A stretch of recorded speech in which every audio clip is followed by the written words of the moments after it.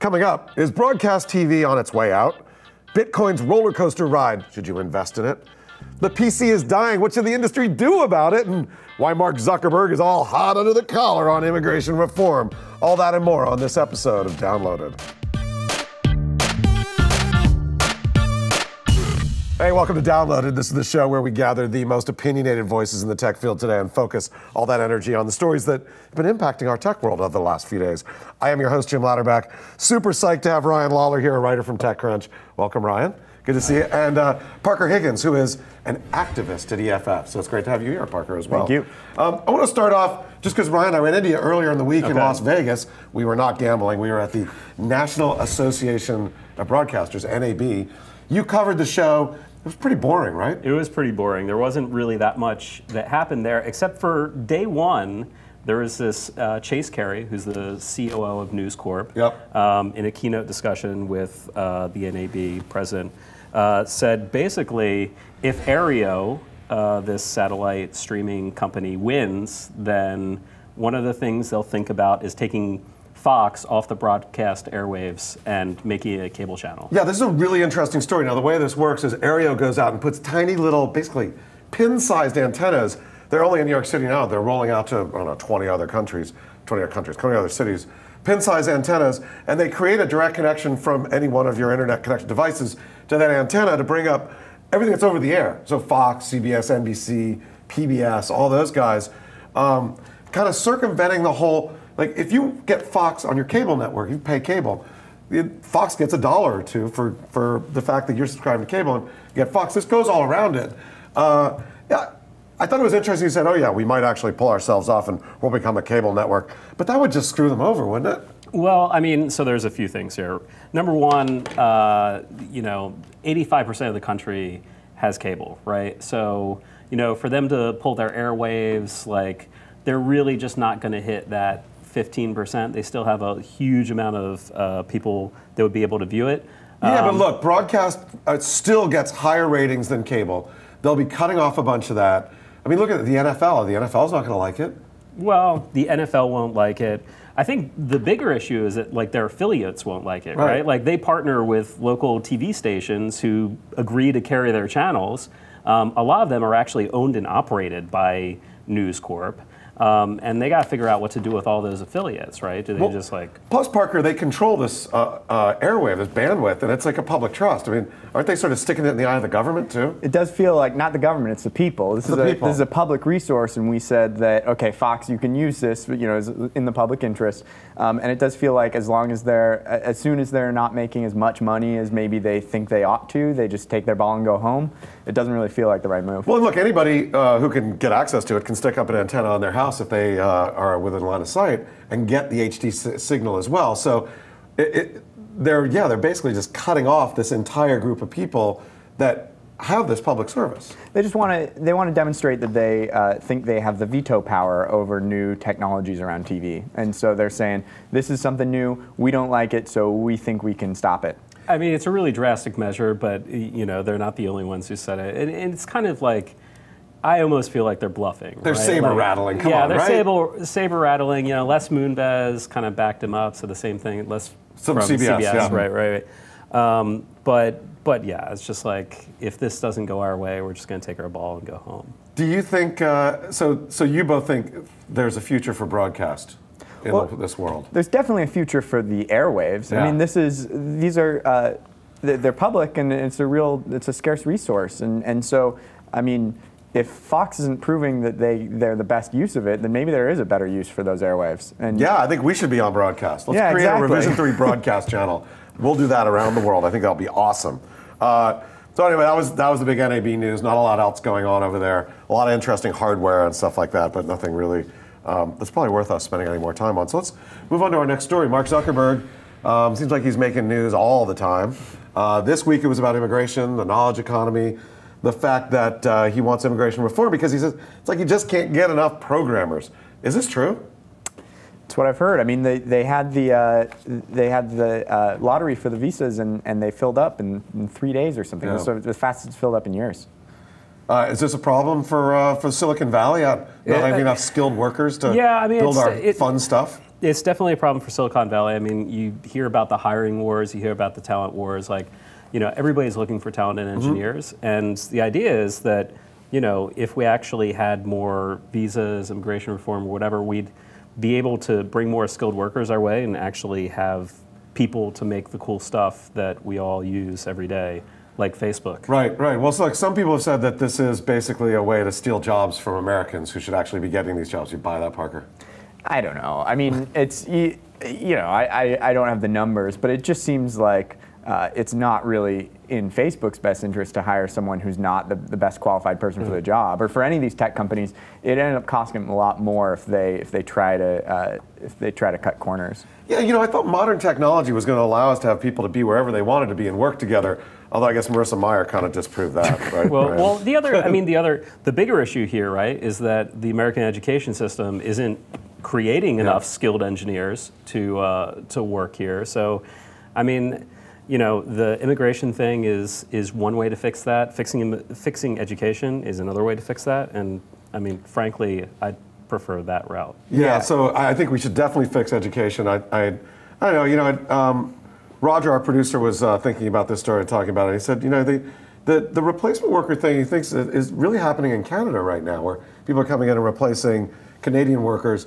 I just don't see it. I think that there's so much innovation going on here, and that if we don't have a constant supply of people who can help fuel that, we're going to lose to other countries. Yeah, you make the U.S. the best place in the world to learn how to work computers and to actually do this. And one of the ways you do that is you make sure that you've got the best education system. And one of the ways you do that is you have the best programmers here. Right. And it's a virtuous circle that feeds itself. But you have to do that. In order to do that, you have to get them in the country. Yeah, I wonder what's going on inside Facebook, if there's so much that they want to get done. I mean, they're trying to, they got their phone. Have either of you guys tried the phone, by the way? Facebook phone? I haven't. I mean, Josh Constein and Greg Komparek are our, Facebook and gadget guys in Silicon Valley. And they actually like it. Yeah. They've, it's the Facebook phone, the HTC First. It's like a budget phone. Like, it's not like a real high-powered thing, but if all you want on your interface is Facebook, it's awesome. Is that all people want on their interface? Some people. It gives me, I don't know. It gives me it sort of gives me the creeps to have everything go through Facebook. And as it stands, everything's already going through my phone company. But they've had a couple of situations where they've changed their policies, and things that were private now are public. And I don't know if I want all of my text messages in the hands of that company. Yeah, it's a little weird. I think just the idea of having a phone and you just, oh, look, this is scrolling messages from my friends and pictures. And what about it inappropriate? I mean, I see inappropriate pictures on Facebook sometimes. I think the more interesting thing is the messaging layer, which they have there. The chat heads thing actually looks pretty cool. Like the ability to communicate. Head, yeah. Well, no, I mean the problem with SMS or email or any of these messaging platforms right now is that it's a separate app, and you always have to just sort of go into that platform. This, if someone's trying to reach you, allows you front and center to just, on top of whatever application you're using, open it up, respond, go back to whatever you're doing without having to open a separate application. And so that's kind of cool. The fact that it's all going through Facebook is not as cool. But yeah. Yeah, I found it's one of the things, I saw some of the reviews. I did not read the Engadget reviews, I'm sorry, but I did read the Times and the Journal.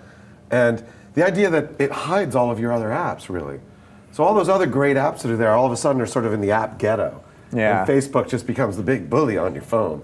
I'm not sure that I really want that. No, it seems like, I mean, I get what they're doing, and maybe it makes sense from a branding and a business perspective, but I spend a lot of time making my phone like I like it. Yeah. I don't want it like Mark likes it. Yeah, I don't want my phone the way Mark likes. So maybe he doesn't need any more of these employees that can build stuff for him, because he's just going to end up with more phones. One company that stands to lose if this really takes off is Foursquare. Foursquare in the news this week because they raised a bunch of money, $41 million. I thought it was pretty interesting. They raised a bunch of money. Foursquare, are they still relevant? Well, so let's be clear here. They raised a lot of convertible debt. Okay, so it's debt. So it's different. It's not like they went out and they were looking to raise an equity round. It wasn't really working, and they basically just got a bunch of their existing investors to hand over some convertible debt.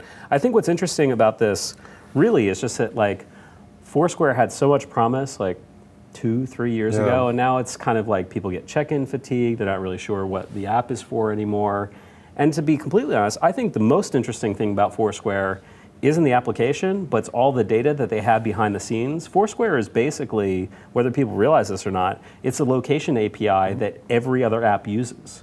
Oh, really? Yeah. So I think that ends up being the answer to check-in fatigue sometimes. You know, where you take an Instagram picture and you tag it as that Foursquare location, and then you're checked in there, and they know that, and that's. I think that's good. I don't know. Maybe I'm the odd one out here, but I think that what Foursquare is doing right now with recommendation stuff is actually really exciting. I got to agree with you. I mean, I still use Foursquare not nearly as much as I do. As I used to. But I used it last night. I was in New York City. It was about 10 o'clock at night. I needed a place to eat. I found it. I went there and I checked in on Foursquare. Now, first of all, a friend of mine I hadn't talked to before. I was like, "You're in New York. Let's hang out." I'm like, "Leaving tomorrow at 7 a.m." But it recommended these great lamb sliders that I never would have probably ordered lamb sliders. But I tried it. It was really good. And they say, you know, your friends like this place. Yeah. And usually when I'm in a city that I don't know, that's exactly what I want to know. My friends, what do my friends like here? And that's. And I think that's a really interesting thing that you're not getting anywhere else. I mean, I was happy to see tips from people I didn't even know telling me what the good things to eat on the menu are. Right. So, but still, I don't use Foursquare as much as I used to. I think the idea of finding your friends via these apps probably is out of favor. Yeah. Is that right? Yeah, I mean, it was always kind of creepy, but it was actually pretty cool once upon a time. When I lived in New York, I kind of used it all the time, but then you get into situations where all of your friends are at a certain place, but you weren't invited, and you're like, hey guys, why am I not invited? It's great when you see two people that you know and you don't know they know each other checking in the same place. And you're like, how do you two know each other? Hookup happening, all right. Do you still use Foursquare? I do. You do? I do, yeah. I mean, probably not as much as I used to, but I don't know if that's even, if it matters to them. I mean, like I use like the specials when that comes up, and I think in the announcement they said they had over 1 million businesses that are partnered with them, and that seems like, you know, that's a real revenue. Yeah, the special's always like you go somewhere, it's like, oh yeah, okay, I have to come here for breakfast tomorrow morning to get a special. I don't think I'm going to do that at this like greasy spoon bar that I'm in. Do you still use Foursquare?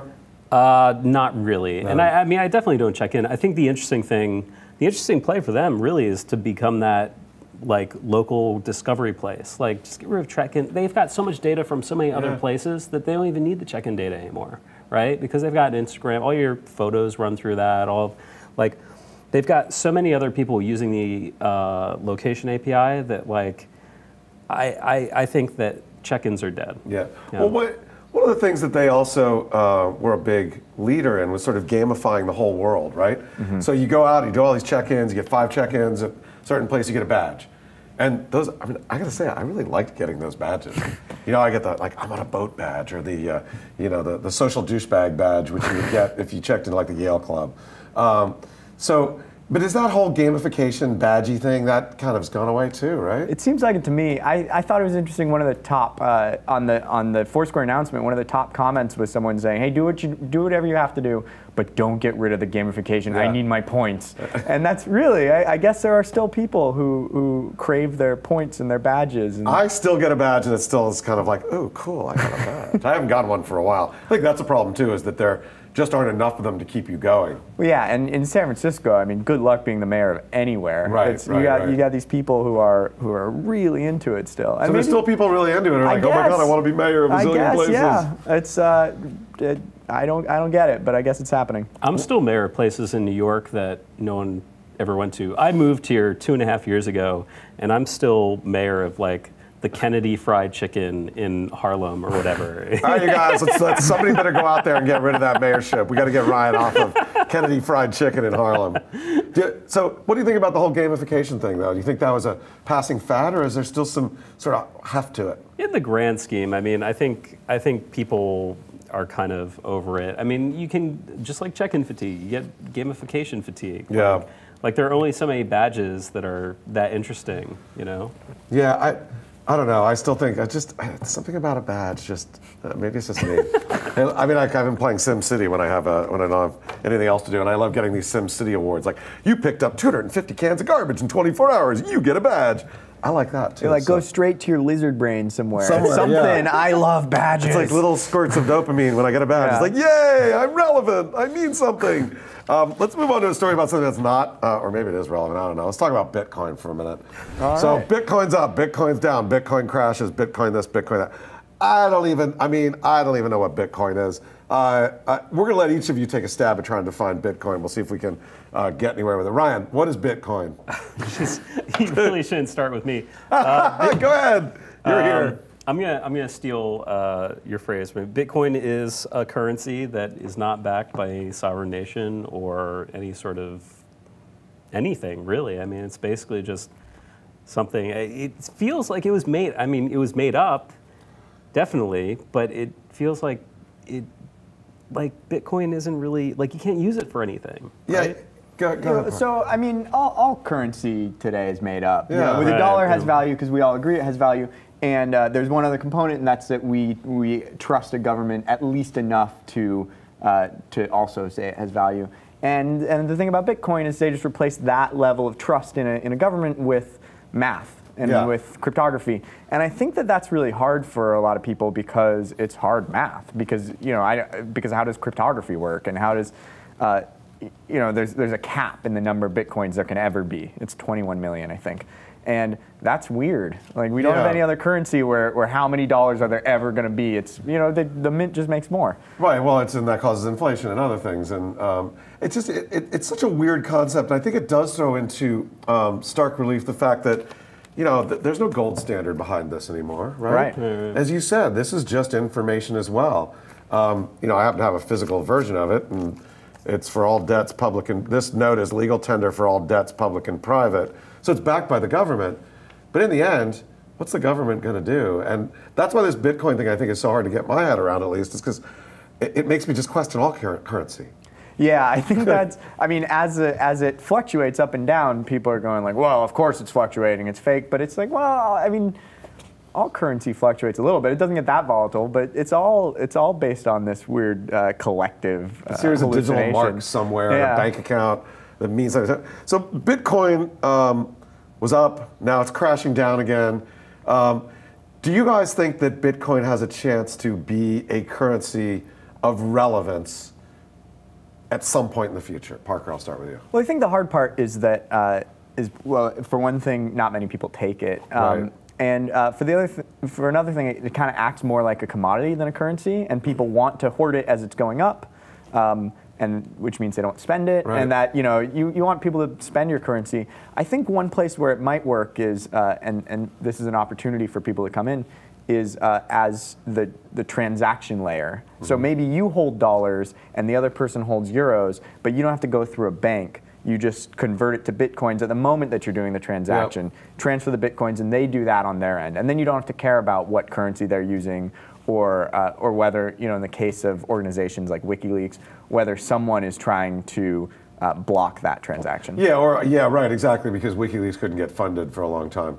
Right, exactly. Yeah, I guess so, although who sets those exchange rates?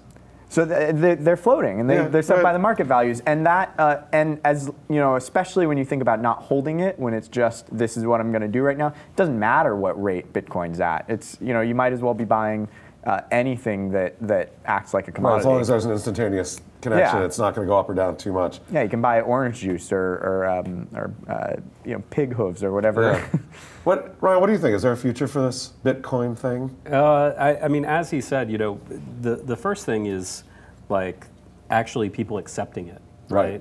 The other thing is just we've got this hacker currency that hackers are trying to with. Did I say that? Surprise! On the internet? Yes, you can. That's a really good point. It's not really clear how much of the fluctuations over the last couple of days were due to actual market volatility, people trading up or trading down, and attacks on Bitcoin infrastructure. Right. And where does the Bitcoin infrastructure live? This is a more complex question than I think people want to hear an answer I don't know. I mean, in part, and this is kind of the crazy thing. It acts more like cash than anything digital that we're used to, because if someone, if your hard drive crashes and you lose your BitCoin wallet, or if someone goes in and is able to make the transfers, there's no going back. It's not like it's like cash in that sense. Right. You burn a pile of cash, and you can't go to the bank and say, "Oh, I burned my cash. Can I get backup?" Right. And so it works, and in some senses that's nice, and that's what we want. But yeah, taking my money. Exactly. You gotta hold on to it. I mean, even if you hear stories about if you bring in if you send in partial dollar bills to the government, they'll figure it out and refund you. Yeah. So I've heard a story once about like a stack of cash being eaten by a cow, and they like retrieve the cash out of the cow's stomach. You can't do that with Bitcoin. Yeah, no, because it's the string of numbers, right? And half the string of numbers is not the string of numbers. Exactly. Very well. Another sort of fact that I saw as I was looking into this story, and I'm sure you guys saw it too, which I'm not sure if it means anything, but one of the biggest owners, one of the guys trying to corner the market here, are the Winklevoss twins, the guys who were claimed that they created Facebook before Zuckerberg. Does that mean anything? I just think it's funny. Well, I think it's funny too. I mean, they have 0.83%, I think, of the currency that's issued right now, which is that's big. Yeah. A funny thing is that the New York Times ran a story about this, and they said they got $11 million worth of Bitcoin. But if the New York Times ran the same story today, it's like $4 million because the currency is fluctuating so much. It's interesting. Let's see if maybe they. This is their. Maybe this will be the thing that makes them not Winklevoss twins, who claim to invented Facebook. They'll be Winklevoss twins, prominent Bitcoin investors, and that will be guys who made billions on Bitcoin while we were sitting here making fun of it. Does anyone know who? Did we ever figure out who the guy was on Reddit, just like throwing out Bitcoin? Like he had bought Bitcoin really, really cheap, and then as it kind of went up over the last couple of days, like. He was just like donating Bitcoin to other Redditors. Yeah, I think it was anonymous, and I haven't heard, but he gave out, I think, $11,000 worth of Bitcoin at the time. I mean, I hope they sold it because it's down. It's worth like a third of that now. So yeah, watch this because you might be able to get into Bitcoins really cheaply, and you might make a lot of money. I'm not going to. Some people who are actually making less money now than they were last year, PC vendors. So PC shipments way down. A lot of the shares of the big PC companies were whacked. I think there are a couple different things that going on here. The first, I think, is that we're seeing tablets and these things really starting to take off. Is this really a threat to our? You got a PC right there. I got a PC here. You're not using anything. You can use my tablet if you want. But is this a real threat to the PC infrastructure, Ryan?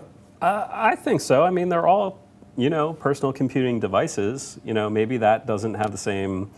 All the same stuff that this does, but you can do a whole hell of a lot on there that you can do on here. So if you're just doing email, if you're just web browsing, if you're, even if you're doing like light, word processing or whatever, the tablet works perfectly fine in most cases. Yeah, it's not really much of a content creation device, though, is it, Parker? Well, I hook up a keyboard to mine sometimes, and I work in a cafe, and it's a smaller screen, but it does everything I need. Steve Jobs said that the PC is like a truck, and these mobile devices are like cars, and you'll see that regular people actually want cars, and I think there's something to that. And I think content creation is a symptom of this thing that we need to make sure that we can do, that we have the same kinds of rights and freedoms on the mobile devices as we do on the computer. And some of the, you see this with some of the iOS policies where you can't install programs unless it's, and that feels like, as long as these things are getting as popular as they are, I really want to be able to be sure that I can install whatever I want. Exactly. I mean, this is why I am more of an Android user than I am a user of the iOS, just because I do have the ability to do whatever I want on here. Although, I don't know, I think, Charlie, I mean, do you write stories on your tablet at all? You do a lot of writing? No, I don't. I'm not one of those people. I know those people. Like, I see those people who have the keyboard and are writing stories. But I personally don't. I mean, I don't know. Maybe I just haven't found the keyboard that I like. One of the things that I think is kind of cool is that people who send a lot of emails, their emails are shorter. when they use their tablets. Yeah. So that can be a good thing. More typos, though. Yeah, more typos, right. Leave a lot of stuff out. Well, the other thing that people are saying is the reason why the PC shipments are down is because Microsoft screwed up Windows 8. You guys buy the whole Windows 8 failure thing? I haven't had a Windows machine since XP, I think. Yeah. So I don't know. All right. Well, I guess they did. So I will speak up because I am actually a Windows user, and Windows 8 sucks if you don't have a touchscreen. You put it up. They did away with the start menu. It's super hard to figure out where things are. The interface is optimized for tablets and touchscreens, but most people buying computers don't have those. Windows 8 is a major step back. There, I said it. There. I think that this is, Microsoft has never really been able to do the same kind of thing, that the revolutionary step where they say, fine, this is gonna be bad for some of our users, but we think that this is the next step. And Apple used to do this all the time. Yeah.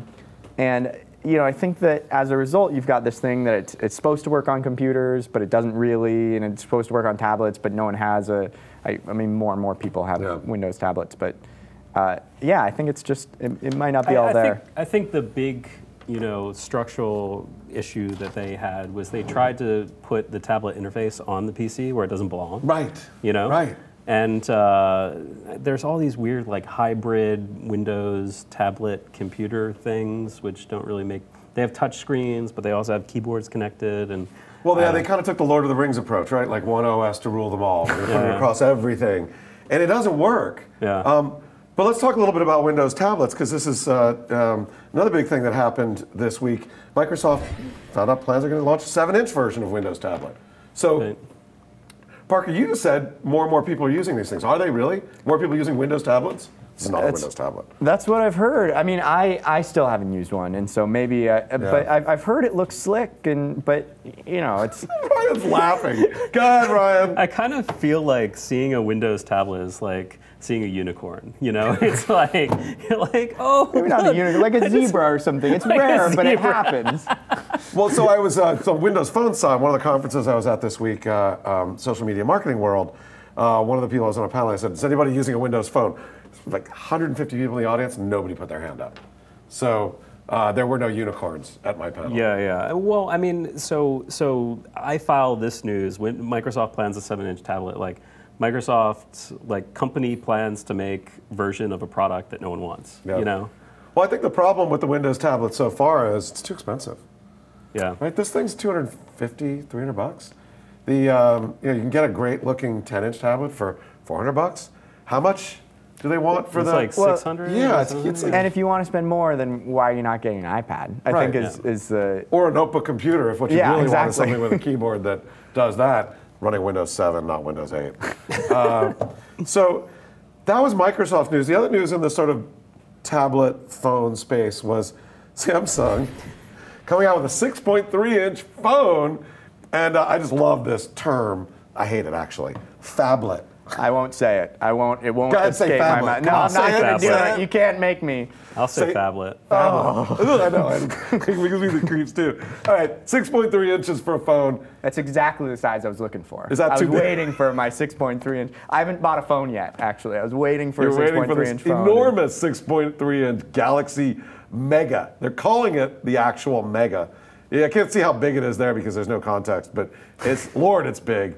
I mean, where do you put that? This is a 7-inch. I'm not going to get up and show you my butt, but I can put it in my pants pretty easily, just like that. But I'm not carrying this thing around all the time, right? Yeah. I want something smaller that for a phone, right? Well, I always kind of feel like when I see phablets, and by the way, I don't know if the industry, if anyone officially sponsored or somebody just made up the name. Oh, someone made up the name. Okay, but some fish fan. So it's not like Samsung is going out calling them tablets, right? Right. They're not calling them phablets. Phablets, yeah. So whenever I see one of these gigantic phones, I always kind of think of you remember, I forget the name of the show, but it was this British show, and it was a sketch comedy show, and one of the things that they had the guy with the big phone. Yeah. And so it would just walk into inopportune places, and the phone would ring, and he'd just be like, "Hello? No, I'm in the museum. What? Right, it's a joke. It's like, hello? Yeah, exactly. Hello? I'm not sure I could hold it with one hand. I might have to do the two-handed phone hold. You might need a strap to your head like this. I think that would work. Hands-free. I'd like to see that. So, because look, we make a lot of fun of it. I really like this size of a device to carry around. Right. Sometimes I might want to have phone capabilities in it. Sometimes I might want to carry around a little phone. What about a snap-in module that we just move from screen to screen to add that phone capability when we need it? I've heard people talking about having like pairing that with a really dumb phone with like whatever a $20 flip phone, and it just pairs with that, so it uses all of those. And when you need to use the phone stuff, you flip open your 1997 Razr, and maybe that's the way of the future. Maybe that's the way to go. So back on Samsung. So Samsung, I mean, there are companies that produce products and try and create products for every single possible piece of the market that they can possibly think of, right? It's like, I've got 24 different versions of my product. Well, this guy, Derek Kessler on Twitter, if you go up on my screen, you'll see it. Actually, so every single Samsung Android screen size, 2.8, 3.14, that's the Pi phone. 3.2, 3.4, 3.5, 3.6, 3.65. 3.7, 3.97. I'm not going to read all of them to you, but let's just say that there are a lot of them. Do we need all these different screen sizes? It really seems to me like if you want a 3.14-inch screen, you're probably all right with a 3-inch screen. But what do I know? I'm not a phone executive. All I know is I got a tablet, I got a phone, I got a Kindle, I got a notebook, I got a desktop, I got a smart TV. I still don't have that many screens in my life. That's a lot of screens. We're not even talking about TVs there. Let's talk about our last story. This is a litigation story a little bit. This federal judge was kind of pissed at Apple and Google, said, you guys aren't interested in a settlement here. You guys just want to sue each other, and on and on and on for your business reasons, he said, and get this. He said, the parties have no interest in efficiently and expeditiously resolving this dispute. They instead are using this and similar litigation worldwide as a business strategy that appears to have no end. The 500-year suit. I added that in. This is U.S. District Judge Robert Scola, and he said, this is not a proper use of this court. What the heck's going on with these guys, Ryan? I mean, I kind of agree. It's probably not a proper, like, I don't think that there's ever going to be a conclusion to this suit, right? Yeah. Like, so, and they're not going to settle, so they're just wasting everyone's time. Yeah, it's the never-ending suit. Well, and the time they're wasting, the judge and all of the court officials, and these are all public officials. This is our tax dollars. I mean, this is not. This is. It's not just a way for Google to waste Apple's time and vice versa. It's like they're wasting our time, our dollars. They're taking our dollars away from us. They're spending our bitcoins. Exactly. If there's any consolation here, it's that Apple and Google are spending infinitely more in attorney fees than we're spending on the judges. But like, all right, so the judge says these things and goes off on it. Is anything going to come of that? I mean, the legal system, I mean, there've been a couple of judges who have kind of thrown their hands up in exasperation, but it's tough, and it's tough when it's a classic commons problem I think everyone would be better off if there weren't these crazy lawsuits, but each company realizes that they can slow their competition down by filing them. And and there's really nothing we can do except stop buying their products, and we're not going to do that. Yeah, you're going to stop buying. You're going to stop using both Google and Apple. No. That's.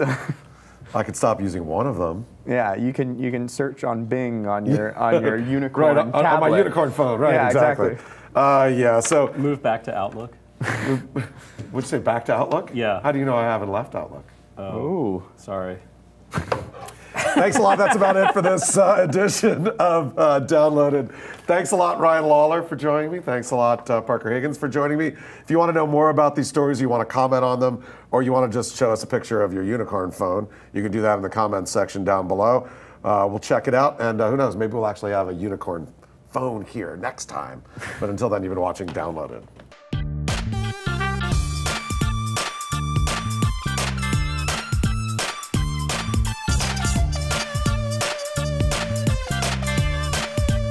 Level 1.